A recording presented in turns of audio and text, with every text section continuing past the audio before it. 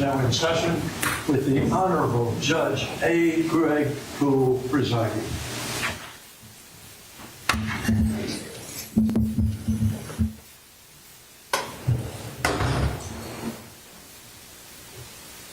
I'll have a seat.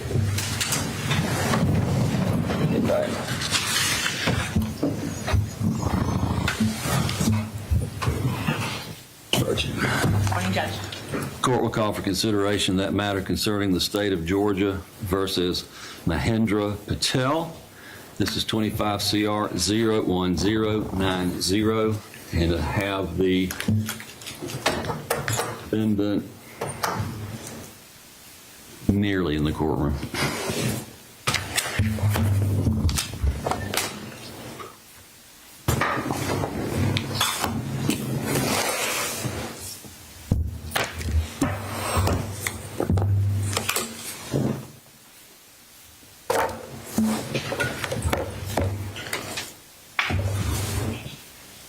Is it on? Thanks.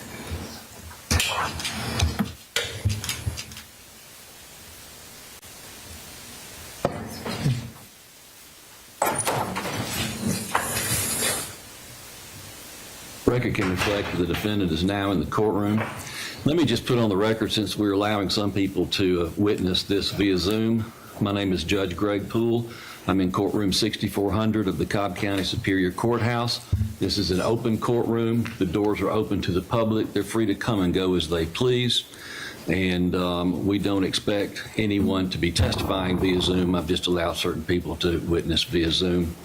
And with that, who's representing the state? I will be today, Your Honor. Mr. Evans. Yes, sir. Thank you, Jesse. And we're here for the motion for bond. Now, just let everybody know, I have an incredibly busy day. This isn't my only case, and I slid it in at 11:30 just as a courtesy, basically. So I know there's a stack of other motions. Do we anticipate needing anything other than the motion for bond? No, Judge. Well, when we had asked the court about that as well, and nothing, it was our interpretation that nothing else would be heard today. I talked to the state about one issue regarding a protective order, and I can address that in my argument for bond as well. Okay. Well, having said that, I'm ready. Ms. Merchant. Great. Thank you so much, Judge. And Judge, thank you for letting some people in support appear by Zoom. Also, the jury assembly room has been opened for other supporters. We have right now about 150 people down there, and they're still pouring in. Made sure that was open for you. Thank you so much. We appreciate that. Judge, we are here because the state has accused Mahendra Patel, and he goes by Mick, but Mick Patel, of, at first it was kidnapping, and then it moved to attempted kidnapping. So he was arrested on March 21st of 2025 for an incident that allegedly happened at a local Walmart on March 18th. The officer took out a warrant for kidnapping, not attempted, assault, and battery. Subsequently, the state indicted that case on April 3rd. We had a bond and probable cause hearing scheduled for April 16th, but when the state indicted it, they indicted it for attempted kidnapping, and then misdemeanor assault and misdemeanor bond. So we were not able to have that bond hearing. Mr. Patel was not given bond at first appearance. At that time, he was charged with kidnapping of a minor. The state essentially is alleging that Mr. Patel had an interaction with a lady named Caroline Miller at this local Walmart. They've said that Ms. Miller was pointing out to Mr. Patel where the Tylenol was in the store, and that Mr. Patel grabbed the child and started pulling the child away from Ms. Miller. Ms. Miller has said that they engaged in a back and forth and a tug of war, as she described it, for 10 seconds before she was able to finally get the child back. Luckily, we have video. The video shows that Mr. Patel did lean in to Ms. Miller and her child. They were in a handicapped scooter, mobility cart, there's different names. She is admittedly not handicapped, has admitted to that publicly, and was riding it because her child liked to enjoy it, sort of like a joyride. He interacted with her. We'll show you the entire interaction, but the relevant, super relevant portion is less than 5 seconds. Before he actually. Less than 5 seconds? Less than 5 seconds. Okay. And I'll walk you through that. It's about a 5-minute clip, and I'll walk you through that in a moment. But we're very lucky that we have that. So Ms. Miller pointed to where the Tylenol was. Mr. Patel went, got the Tylenol, and the video couldn't be clearer. Mr. Patel did not try to kidnap this child. What it shows, just to walk you through the timeline, because I think it's important, it shows starting at 8:17, you can see Mr. Patel entering the Walmart. And I'm going to show you parts of this, not all of it, but, and if you want to see more of it, we can show you all you want, but what we've done is pull out the relevant parts. So he enters the Walmart at 8:17, then at 8:18, you can see him enter the pharmacy area, and then you can see at 8:19, he's looking for the Tylenol. So, and at the same time, he had his cell phone, and he was actually texting his daughter, who's here, because he cares for his 86-year-old mother, who has osteoarthritis and requires a special kind of Tylenol. So it was this rapid-release gel Tylenol. He was trying to find it, and the daughter who was helping him, the daughter who also has cared for the mother, was actually sent him a picture. So we've actually asked for the cell phone to be returned because we wanted that evidence, but the state, when we asked for it to be returned, they took out a search warrant for it, so it's still in their custody. But we've seen those, and so we know that he was texting about this Tylenol. The first interaction that he has with Miss Miller is at 8:21, and that's the first time you see them. She's in this scooter. He's got his hands in his pockets. This is what I'll call the first interaction. Then you see her sort of puttering along in the mobility cart, and you see her sort of clip the corner. There's an end cap display case. Sort of clip the corner of that end cap display case, stop, and at 8:21 and 45 seconds is when you see Mr. Patel lean in. And what we've talked to the witnesses and how it's sort of been described by a lay witness was like a father, like the child's reaching for Mr. Patel like a dad, like if you walk up to a baby and they reach for you. And Mr. Patel leans in and reaches for the child like a father would, is how it was described. Mr. Patel offered to hold the baby while she got up to show him where the Tylenol was, to point, because she's trying to point at that time. And he believes fully that she's handicapped, and she's got 2 young children. One is actually at her feet. So it's this mobility cart with the basket that you're supposed to put groceries in, and then one child's actually at her feet, and the one's sitting on her lap. Thinks that she needs help. He's been described by many people as a very friendly older gentleman. Leans in. You can see this, you'll see this, leans towards him. Miller leans back. He immediately backs up, puts his hands back in his pocket. You see him back away at 8:21 and 51 seconds, put his hands back in his pocket, and she actually continues to stand up, point out where the Tylenol is, and he continues to walk towards the Tylenol. At 8:21 and 57 seconds, you see him leave and go to the Tylenol. Then less than 5 seconds later, you see Miss Miller back up. She actually backs into the display case at this point. The display case visibly moves. Then you see her run over her child's foot. Her child actually does fall out of the cart. She runs over the child's foot, and another bystander who's there, who had witnessed the other interaction with Mr. Patel earlier, he had been right there within arm's reach. The gentleman who described it as like a father, interaction. That gentleman jumps in and grabs the child because the child's foot is sort of under the mobility cart. At this point, that gentleman, and his name is Mr. Leyva, he's on the warrant, so that's public record. His name is Mr. Leyva. So he is talking with Miss Miller at that point, and then you see Mr. Patel sort of have a brief interaction with them as he's walking to get another employee. So this is the second interaction, but the first interaction after this alleged kidnapping. Mr. Patel then goes and finds a Walmart employee, and this is at 8:23 and 09. The employee comes back and takes him to find the Tylenol. Ms. Miller's creeping along, and Mr. Patel and Ms. Miller walk past, Mr. Patel and this Walmart employee walk past Ms. Miller in the mobility cart. She says nothing.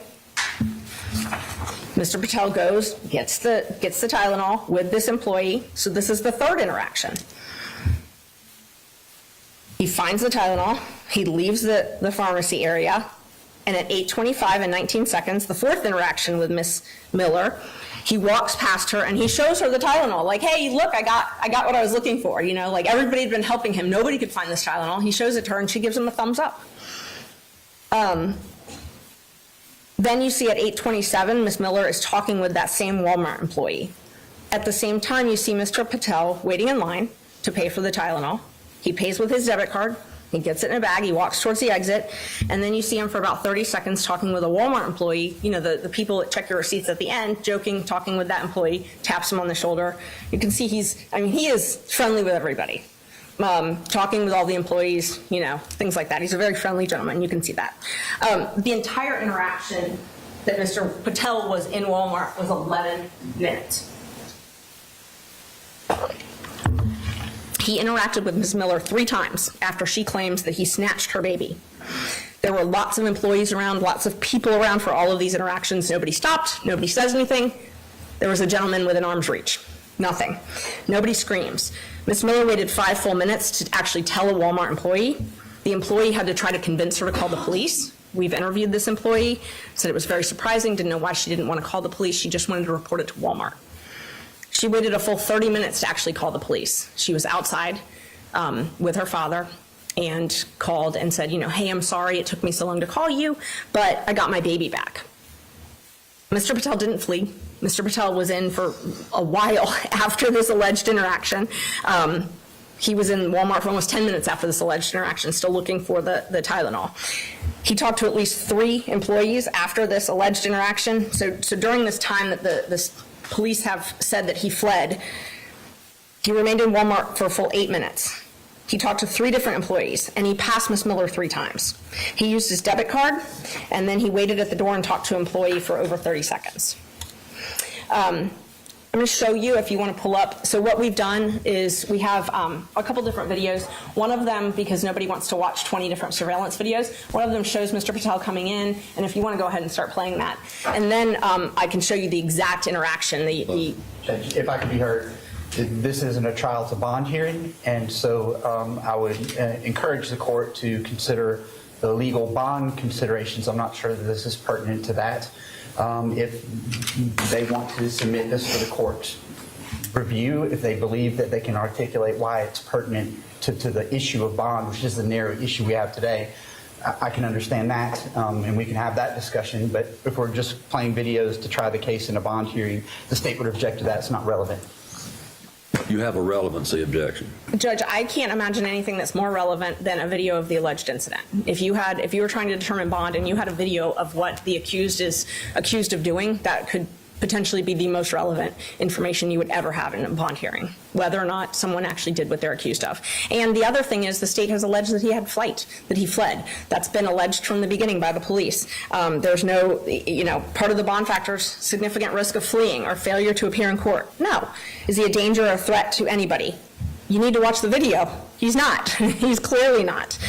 Is he at risk of committing any future felonies? No. I think it's highly relevant, and I would imagine the court would want to see this. Well, I'll overrule the objection. As I read the pleadings, I looked at it as possible evidence that he would come to court, that he is not a flight risk. Of course, I haven't seen the video, right? So I don't know what it's going to show me, but I'll let you do that. And just so everybody knows, I have my own monitor down here. I'm not staring at the floor. So wonderful. I'll let you do that. Thank you so much. All right, and this is the compilation. So the reason that we did this part is to kind of show the timeline. You can go ahead and play it. The timeline for the court when Mr. Patel enters the store at 8:16. And then you can see him walking, and he's on his phone, texting his daughter, which can be corroborated by the phone when we get it.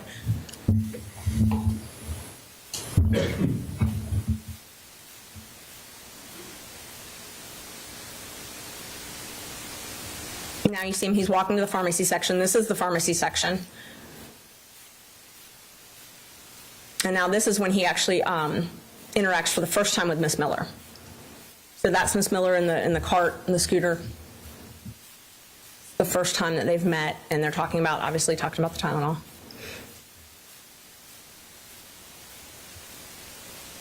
And so the gentleman, you can see a gentleman in an orange shirt behind them. That's the gentleman I was talking about. That's the witness. His name is Mr. Leyva. All right. He's the one that later assists. All right. And witnessed the whole thing.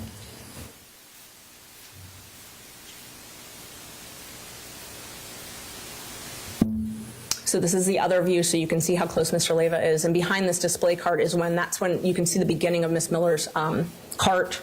So the incident, the alleged incident is happening now. Here's the other view of it, flipping back so you can see both views. That's the alleged incident right there.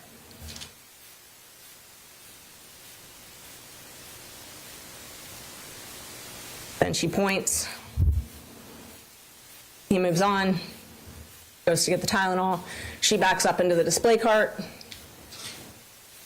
She's laughing, joking with this gentleman. This is literally a split second after this alleged kidnapping. You see her child kind of get off the cart.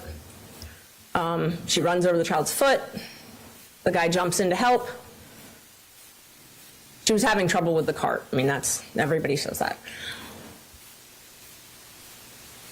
All of this is after this alleged kidnapping has taken place.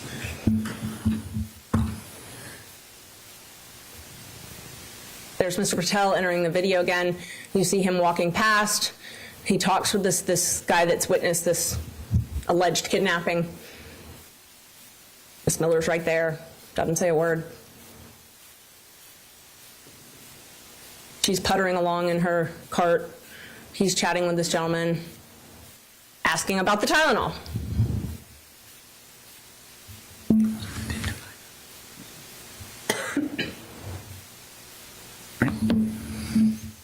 This gentleman speaks Spanish, so the communication's a little bit difficult there. Mr. Patel goes to try and find a Walmart employee. He walks past Miss Miller again. There's that other interaction I mentioned, the third interaction, walks past her to find a Walmart employee. Again, this is all after this alleged kidnapping, so, he's not fleeing. He's going to find another employee. There's the employee walking him back to the Walmart pharmacy to show him where the Tylenol is. So you can see Miss Miller puttering along in her cart in the back of this video. This employee shows Mr. Patel where the Tylenol is.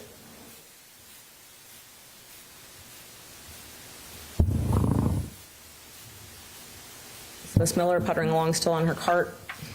Mr. Patel walks past her, shows her, look, I got the Tylenol. She gives him a thumbs up.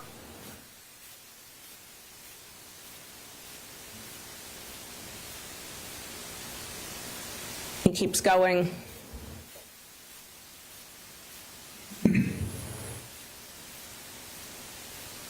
That's when, at 8:27, that's when she first told this Walmart employee about this. At the same exact time, Mr. Patel is paying for his Tylenol, so he's still in the store. And you can see if you zoom in, and we didn't do that, but it's the rapid release Tylenol. It's a special gel Tylenol that it's the exact same label that his daughter texted him a picture of to buy.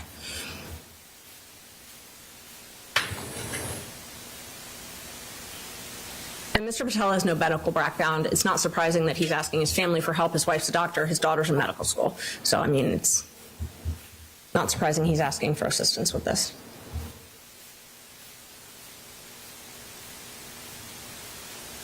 Pays with his card in his name, linked to his bank account.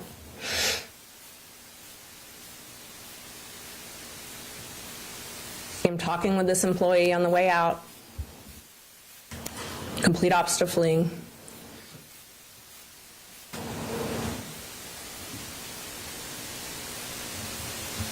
I mean, he's like the typical elderly gentleman who talks to everybody at the store.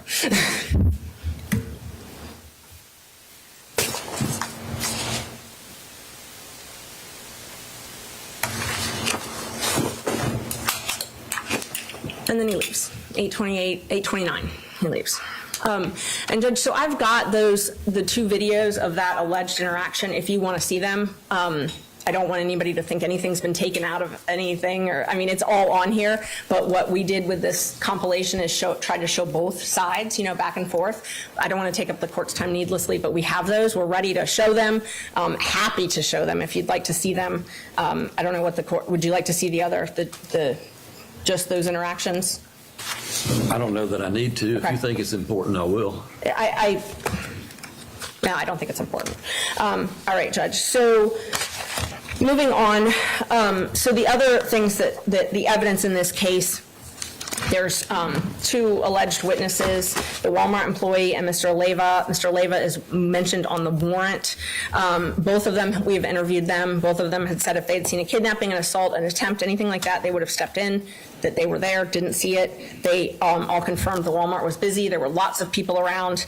The Walmart employee said that Mr. Patel was a friendly older gentleman, was very friendly with her, kind of gave her like a hug almost, like she was so happy when she finally helped him find the Tylenol. She said that she didn't know what was going on with Miss Miller, but she's not permitted to ask what her handicap is, but she said it was suspicious that she didn't scream, call 911, anything like that. And then Mr. Leyva, the gentleman in the orange shirt that you saw, again, he said that Mr. Patel lifted the child like the child's father, and that Miss Miller sort of pulled back the child. There was no tug of war. Mr. Leyva actually was mistaken and thought it was the younger child that all this was happening with. He was kind of confused, but the one thing he was sure about was that there was no attempted abduction, and had he seen anything like that, he was close enough that he would have stepped in and done something. He also told us that there were lots of people that witnessed the interaction. He speaks Spanish, so we had a Spanish interpreter interview him because there was definitely a language barrier with him, though. Mr. Patel talked to the police. He answered the police's questions. He told the police that he leaned in to pick the child up so that she could show him where the Tylenol is. He told them that. Where was this? At the police station when he was arrested. So he was arrested on March 21st. So before, they didn't talk to Mr. Patel. The police got the warrant for kidnapping. They arrested Mr. Patel on March 21st. They took him to the police department and interviewed him. When they interviewed him, and the state has not provided us a copy of this, but this is based on pleadings and Mr. Patel, what transpired there. He said that he did. I mean, he confirmed that he leaned in to pick the child up so that she could stand up and show him where the Tylenol was. At that point, he believes, as anyone would, that she's handicapped. And she's got two young children, which you can clearly see she's having some trouble with the cart. I mean, it's a reasonable thing. And if you think that there's a child that's falling or might fall and someone's trying to stand up to help you, the reasonable thing would be to help that person. The state in one of their pleadings pointed out that he did not tell the police specifically that he thought the child was falling, but nobody asked him that either. He also said that they didn't ask him if he told Miller immediately that he was trying to help her. But what he explained was that Miller didn't want his help. As soon as he realized that, he stopped, put his hands back in his pocket, and moved on. So we're talking a few seconds here, and he's trying to help. She says she doesn't want his help. He pulls back. You can see it. I mean, you can see it on the video. And we know Mr. Patel cares for his 86-year-old elderly mother. We know why he's there. He's not there for a sinister purpose. Judge, I anticipate the state's probably going to focus a lot on Mr. Patel and his prior record. Mr. Patel has a conviction from a 2006 conspiracy. It's a Class E felony for those that don't really practice in federal court, myself included. I had to call the federal defender to explain how it all works to me. The Class E felony is sort of like our high and aggravated misdemeanor. It's a 1 to 5 type of offense. It's a conspiracy. He accepted responsibility for his role in a 2006. It was a white collar case. It's a conspiracy, and the allegations, I was able to get the transcript and get the indictment and get the plea recommendation and all of that. Mr. Patel and another gentleman who was one of his neighbors, Mr. Obleton, they essentially contacted a company and they were asking for rewards to get a contract for a school, public school system's IT system. So at the time, Mr. Patel was an engineer. And he entered into a sales agreement in early 2007, whereby he would get a 3.9% commission for if this company got the sales agreement, the IT agreement, to do the IT stuff for the school system.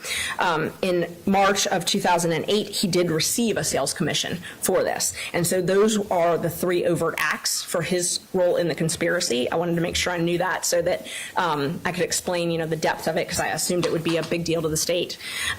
Everything else was contributed to Mr. Obleton, but Mr. Patel helped the government convict Mr. Obleton. In exchange for that, he was granted leniency. He pled to the Class E felony. It's considered the least serious of all federal crimes. He paid all of the money back, not just the money that he gained. He actually paid Mr. Obleton's money back also, and the case was terminated early. So we would actually submit that that shows that he is in compliance with court orders and helps with bond, because not only did he pay what he owed, but he paid what Mr. Obleton owed the government back. He reimbursed them in due course early, and his probation was early terminated. He has another case from 2020, a reckless driving conviction. In that case, he accepted responsibility for the reckless driving. He completed all of the conditions that the court asked him, and he actually did such a good job and did it so early that his probation was early terminated after just 6 months. He has a pending 2005 DUI less safe. It's a non-test case. It is, he was arrested, and I was able to pull the reports. He was arrested, and the probable cause was the odor of alcoholic beverages emanating from his breath and his bloodshot eyes. He was arrested, and he was released on bond. He is currently on that bond, and I'm not sure if the state will make a big deal out of that or not. Ms. Miller has a conviction for DUI. Mr. Patel does not. But again, he complied with that court order, early terminated, did a great job. I want to talk a little bit about one thing I just want to point out before moving on, because I think it'll save us some time. The state had mentioned to us that they wanted some type of a protective order for the discovery. We've not been able to get discovery in this case. The case was indicted April 3rd. We opted in on April 7th. We have asked repeatedly to get the state's file. Mr. Merchant tried yesterday. He was supposed to go and review the open file, was denied access to that. They said they're copying it, so we should be getting it, but one of the issues was they want to make sure that we don't disseminate any witness information. We have not disseminated witness information, and we will not be disseminating witness information, although that information is already out in the news. And it's not surprising. There's quite a bit that's out there, that's public. Ms. Miller did quite a few press conferences early on in the case, press interviews, and obviously we have done that in response, but her information's out there. There's a lot of public police reports involving her that has her address. And so we are certainly not providing that to anybody. We will agree not to provide it to anybody. We already have it and haven't provided it to anybody. But I know the state's concern was over witness information.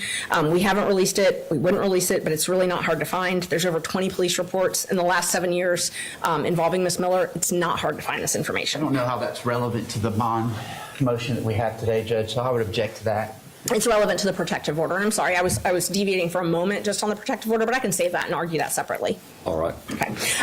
So as far as bond, the last thing I wanted to point out to the court is my client's ties to the community. Judge, my client, he's got friends. He actually has friends here that he grew up with and went to high school with in India that have flown in for this bond hearing. They're here in this courtroom. We have over 100 people in court. We have over 150 downstairs. There's a lot more online. He's married. When he first came to this country, he went to school in Ohio. He got his master's in electrical engineering. His wife went to medical school in Ohio. They both graduated from Cleveland State, and they've been married for 31 years. They had their first daughter when they still lived in Ohio. They moved here. They have lived here in the Harrison High School District for 21 years. They own their home in West Cobb. They were zoned for Harrison, but both of his daughters went to the magnet school at Kennesaw Mountain. They both got full scholarships and graduated from Georgia Tech. They're both in graduate school currently. One is in medical school and one is in MBA school. He and his wife are now retired. They own property and they manage that property. quite a bit of property. He's the caregiver for his 86-year-old mother that lives with him. His wife is here. One of his daughters is here, the one who's in MBA school. The daughter that's in medical school was in the middle of finals and is available on the Zoom. He is very active in his community, as I'm sure the court can recognize by the outpouring of people that are here to support him. He is active in the Kiwanis Club. He's a board member of the Lost Mountain Kiwanis Club. He is active at Read Across America and a program called Terrific Kid Program, where they actually go and read to children at North Cobb High School, children in need, children who have developmental disabilities, at Mount Perrin, and also at Due West Elementary. He's active at his temple in Cartersville, the Sharim Temple, and there's members of that community here in support as well. He has, at this point, before, as of 9 a.m. this morning, 46,000 signatures on a petition supporting his release. There's been letters written in support of his release from the South Asian Bar Association, the Cobb County Democrats, the Cobb County Republicans, the Hindu American Foundation, local medical providers, and I could go on and on. I honestly can't keep up with all the people that have reached out in support. He has members of his family here, his wife, his daughter, uncles, aunts, cousins, friends, schoolmates, members of the community, his neighbors. His neighbors have contacted us multiple times and just can't believe that he's in jail.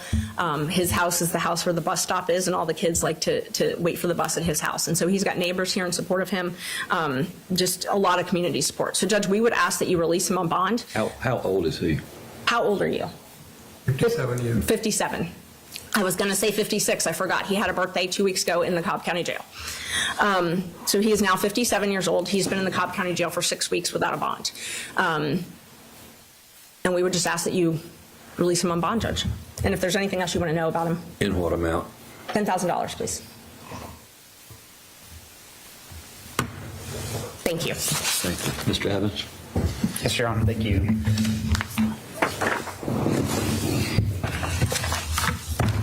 I always think it good to make a record about the legal standard for these type of issues, so I want to do that first. I know the court's well aware of it. Nonetheless, we do need to make a record. The burden of proof is on the defendant for when it comes to bond issues. That's Dunn versus Edwards, common spelling for both of those, 275 Georgia 458. The defendant must prove evidence as to each of the four Aiella factors. We haven't really heard about those four factors, so I'll give them to you now, Your Honor. I know you're aware of them. They're also codified statutorily in 17-16-1. They must prove that defendant poses no risk of flight, no significant danger to person, community, or property. Defendant poses no significant risk of committing a new crime, poses no significant risk of intimidating witnesses or obstructing justice. Of note, failure on any one of those factors would authorize the court to deny bond in this case. I will point out a case out of Cobb County, Constantino versus Warren, Constantino, 285 Georgia 851. Defendant is not entitled to bond as a matter of right on felony offenses that are under 90 days before indictment. In this case, was indicted within that 90-day period to alleviate any concerns about the bond. So I say all that to say to the court that defendant is not entitled to bond as a matter of right. As we sit here today, it's entirely discretionary for the court whether or not to grant a bond. And that is where we stand, is that it is within the court's discretion to grant a bond, but you are absolutely not required to grant a bond because we have moved expeditiously to make sure that the defendant was afforded his opportunity in court by indicting him in a timely fashion. I will note that the initial warrant was in the no bond stages, so there's been some chatter, allegations about the state's role in that. It was not the state that had anything to do with the defendant's current no bond status. That was done at the magistrate court level by a magistrate judge that was passing on the sufficiency of the evidence in terms of looking at the warrant. I will tell the court, in reviewing this case legally under Garza and some of those things, we believe that kidnapping would be appropriate. Nonetheless, looking fully at the facts of this case, an attempted kidnapping certainly seems like a better charge, which is why we did have some urgency to get this case to the grand jury to make sure that we had the most accurate charge pleading in terms of the charging documents that we think is appropriate. Slight asportation is what's required for a kidnapping. I think the general public thinks about kidnapping and has this visual image of white vans snatching kids off the street, and the court knows, and state knows, the defense knows, legal experts know. That's not the legal definition of kidnapping. It's the slight asportation of a person against their will, and so the appropriate charge we deemed, and the grand jury agreed, is an attempted kidnapping. He's also charged with assault and battery as well for what happened. So you've heard a little bit about assertions of what defendants' connection is to the community and all of those kind of things in support of this. There's really not been a whole lot of testimony about the 4 IELA factors that I've articulated to the court. So I will tell you that the victim's mother is on this call. She's been in communication with the state. She's expressed to us her apprehension and trust in handling this case. She's been very deferential to the state. She is of the belief that defendant needs treatment. I too am of the belief that this defendant has got some serious issues, as we're about to talk about, and I want that to be a component of this discussion here. So because the defense has played one video, am I okay to sit down so I can use my laptop, Judge? Thank you. I want to show a zoomed in version of the clip. Yeah. And if you'll pay attention here, Judge,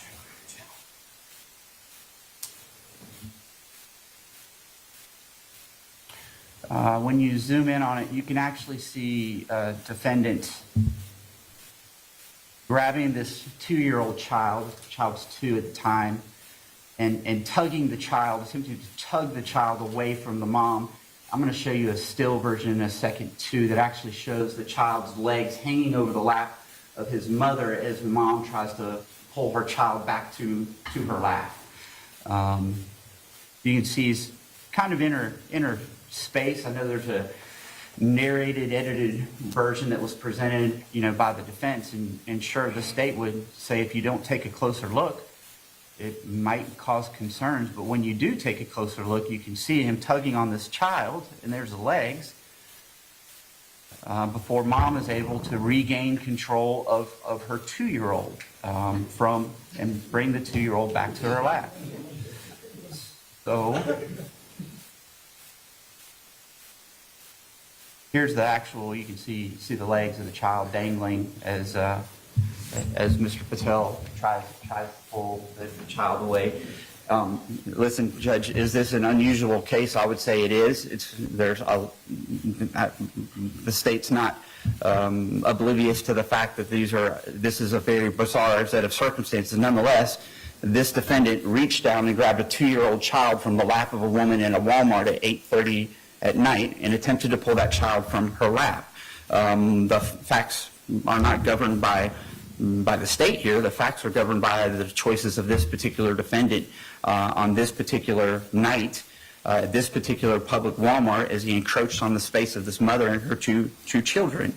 I will tell you that there's an employee that told the police that the defendant also touched her and that he said something like he loved her.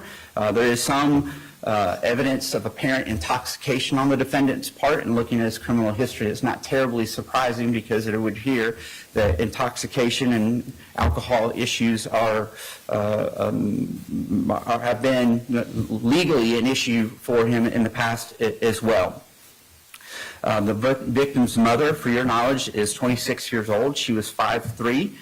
She has 2 children. She was minding her own business at a Walmart when this defendant, 56, a convicted felon who served time in federal prison, get to that in just a second, who's out on bond on a pending case, 5'10", 240 pounds, made the choice that he's going to reach down and grab her child and try to pull that child off her lap. He was unsuccessful in doing so, which is why an attempted kidnapping is perhaps a better charge than the initially charged kidnapping, even though you can clearly see the slight asportation as is contemplated by the law. So this defendant grabs a 2-year-old child sitting on his mother's lap, and despite the release of somewhat edited, narrated, scripted, when you look at the zoomed in view, you can actually see the corroboration of what the mother has told the police, told the Walmart employees as well. She actually told the police, and it's corroborated by the video evidence, that she pulled the victim back to me and that she refused to let go of her child. I do want to talk a little bit about defendant's statement because he made a number of admissions that we really haven't talked about in this case. So he was interviewed by the police. It was admittedly a couple of days later. So the police issued a bolo, be on the lookout, the day of, trying to identify him. And it was only through looking at some flock camera video and some video surveillance that they were finally able to piece together who this individual was. So it happened on the 18th of March, and he wasn't arrested until the 21st in a neighboring jurisdiction before he was transported to the police for his interview. So we can call that whatever you want. He certainly didn't stay on the scene, but when you talk about his admissions, I think they're telling as to where his mindset is into what he had done prior to his arrest. So though those statements are somewhat self-serving, he admitted that he grabbed the child. He admitted that he upset the mom. To quote him, he said, "She thought I was going to take her kid." I said, "No, no, no." Then he said he saw her on the phone, and he pleaded with her. I said, "Please, I'm not going to take your kid," before heading out of the store. He said, "I was holding the kid. I realized she didn't want me to." He admitted that he realized she was afraid that I was taking her kid. Defendant Patel was confronted by the police and said, "You're a stranger to this child, Mr. Patel. Why are you touching this child?" And he admitted thereafter that he had scared the mom and nonetheless left the Walmart anyway. At the tail end of his interview, he said that he wanted to apologize to her for what he had done.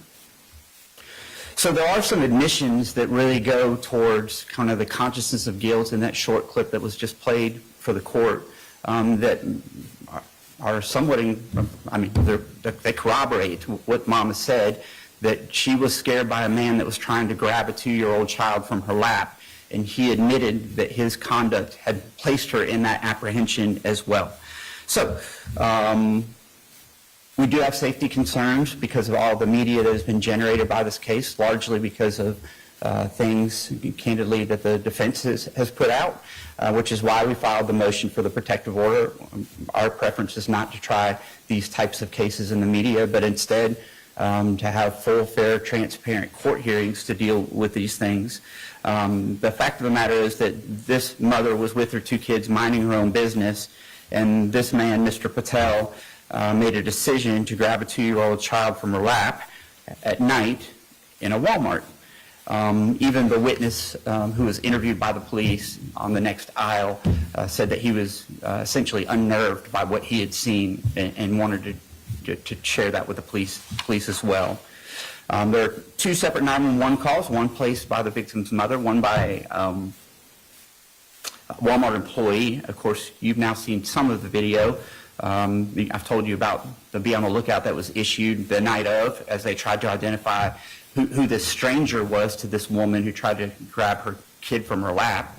And fortunately, thanks to our advances in technology, I'm sure the court's aware of it, Flock, for our purpose of our record, is a license plate reader. We're able to identify the defendant and realize, well, this is a man with a criminal history who's out on bond for a DUI that's pending in state court, and that's what prompted police to be able to go locate him, pick him up, bring him in for the interview where he made these admissions that I've articulated to the court about his conduct and about what he did.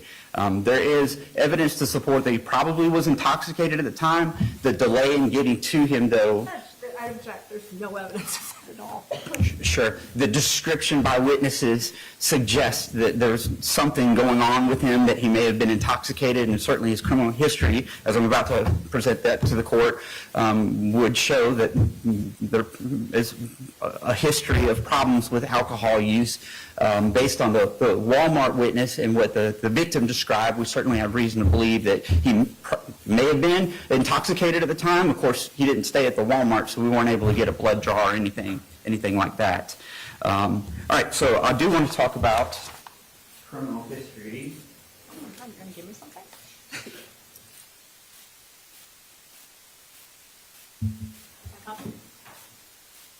Sure, you can have a copy.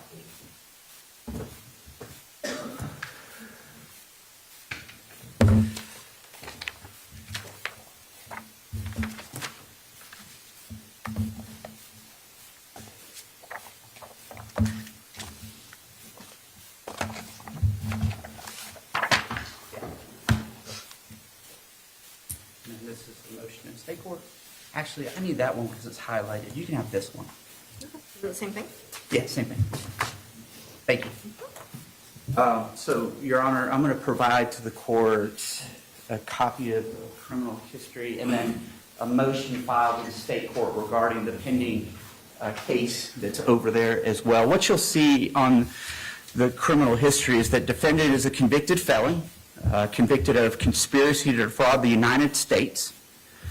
He was arrested for bribery as part of that arrest as well. That was not what he was convicted of, though. It was conspiracy to defraud the United States. And while assertions have been made about the level of this, I will point out that defendant did serve federal prison time. I have not run the criminal history of everyone in the courtroom, but I'm aware of only one person that served federal prison time as a convicted felon in the courtroom, and that would be Mr. Patel. He admittedly served 6 months in prison, received looks like a 42-month sentence. He was on probation for a number of years for this felony offense that he's been convicted of. He did have a DUI that he was convicted of, a lesser included offense, reckless, that's February 7th, 2022. Highlighted that for the court.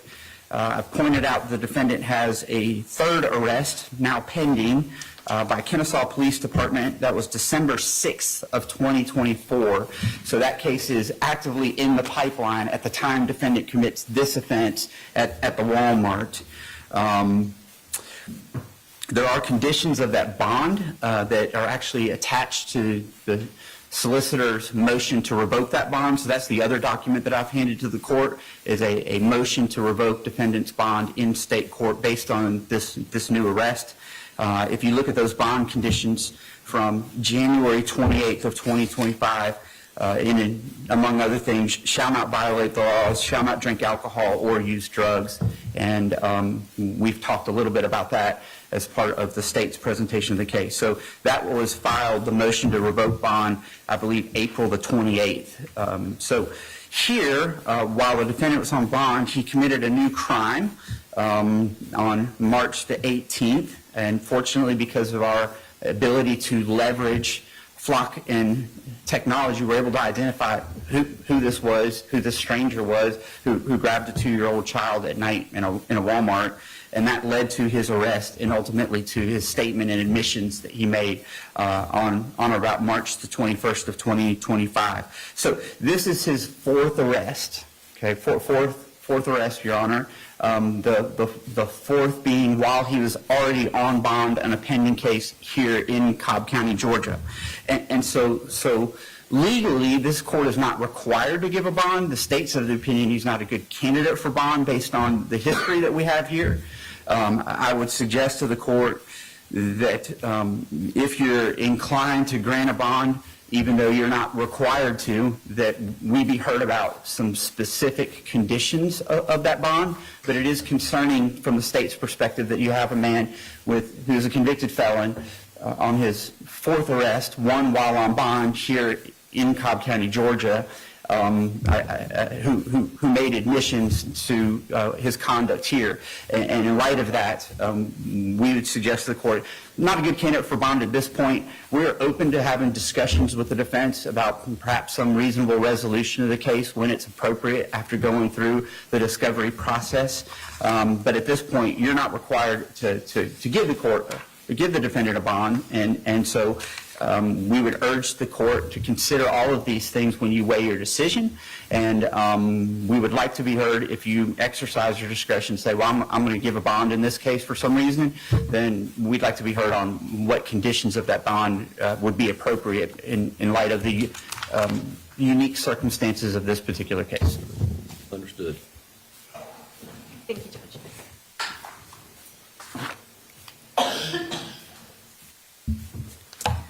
Judge, I just want to respond to some of the specific things that the state brought up. They said this is his fourth arrest. We told you about all of the other ones. We told you about exactly what happened in those other cases. And the one thing that I really want to, really the two things that I want to talk about are the state's theory that this is an apparent intoxication, but they didn't tell you one single person who said they thought Mr. Patel was drunk or that they smelled alcohol. Not one single person. They said it was because of his actions and his behavior. You saw the video. I mean, you saw the video. There were people talking to him. He talked to 4 different Walmart employees this close to him.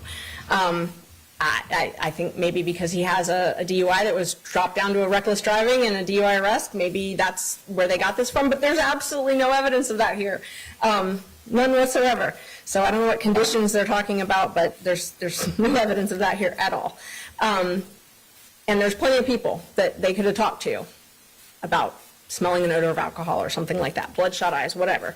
The state did comment, though, on 2 things. They commented on my client's statement, which we have not seen, but what it sounds like is it corroborates exactly what I've told you, what Mr. Patel has told you, corroborates exactly. And that's why we filed a demurrer, because he can admit to these facts and still not be guilty of a crime. So that's why we filed a demurrer in this case that we think will ultimately be successful. But the other thing I wanted to just touch on, we have not seen any of the state's file. We were expecting something significant today, and there's nothing. The state got this GCIC on March 31st. This is the first we've ever seen it. Luckily, my clients told me about all of these, and I was able to investigate all of them. But we have been trying to get a consent bond since March 27th in this case. We have been trying to see and access the state's file, and they will not allow us to.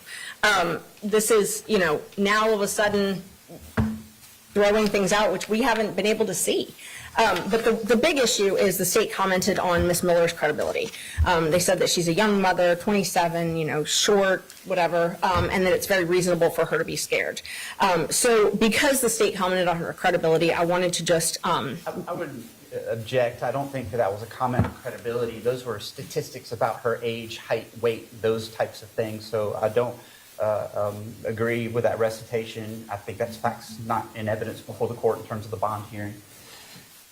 Response. Judge, the rules of evidence don't apply at bond hearing, first of all, and the state did comment on her credibility. They specifically talked about her being a young mother and that it was reasonable for her to be scared in the situation of my client. They talked several times about how, his interaction with her and how he interacted with her should have scared her, so I think it's entirely relevant.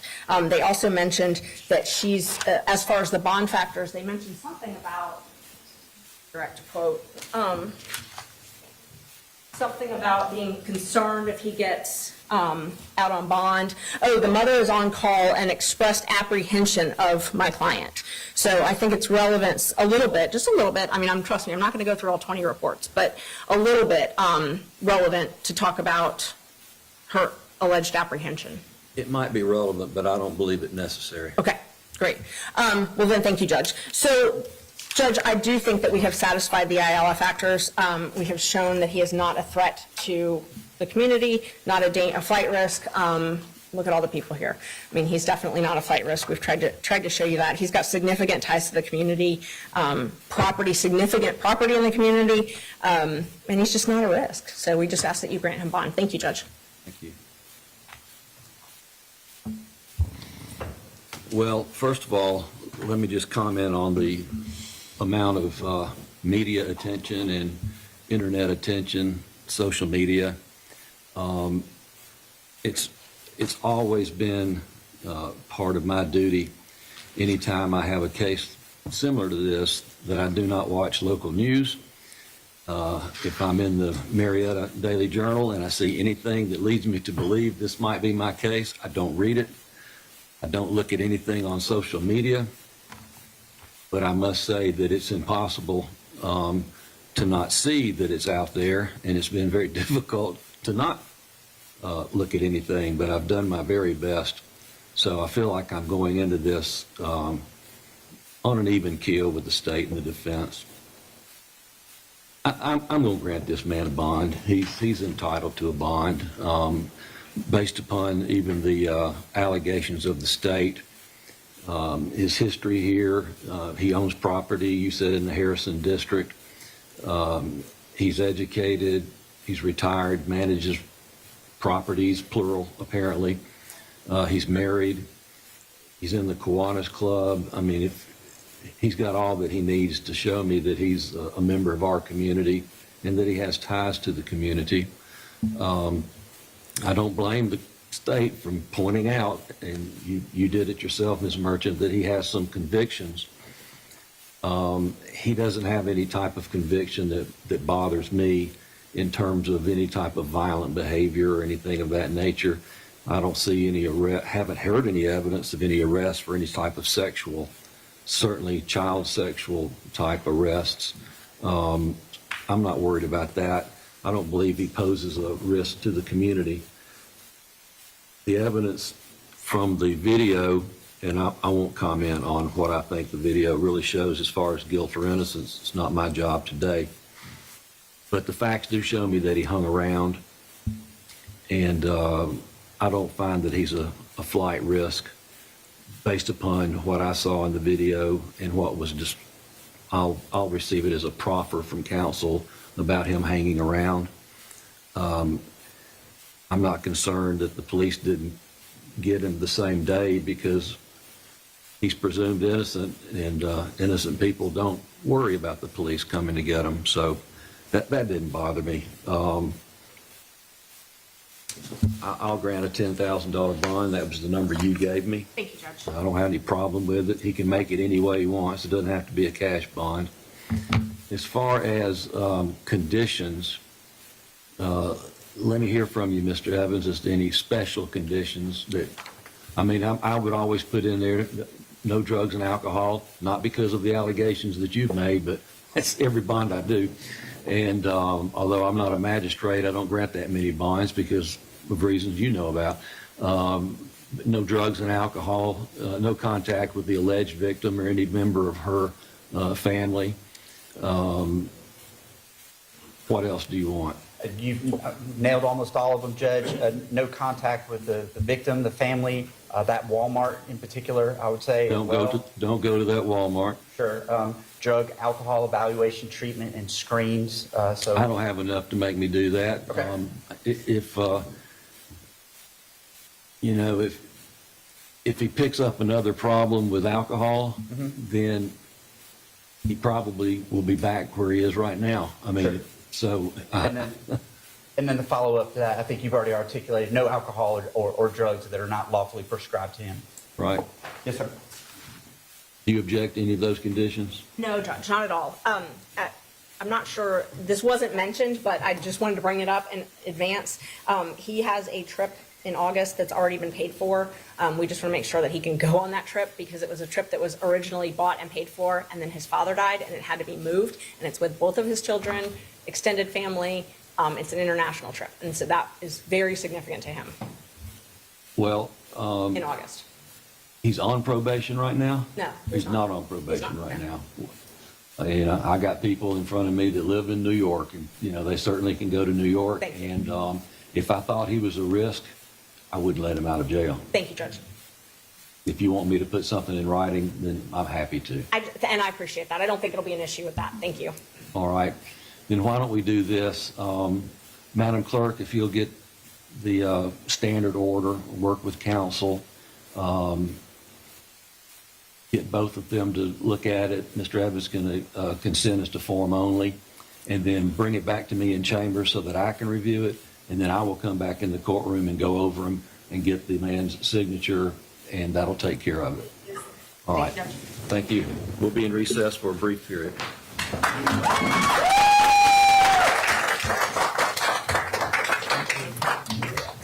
He's going to have to sign this.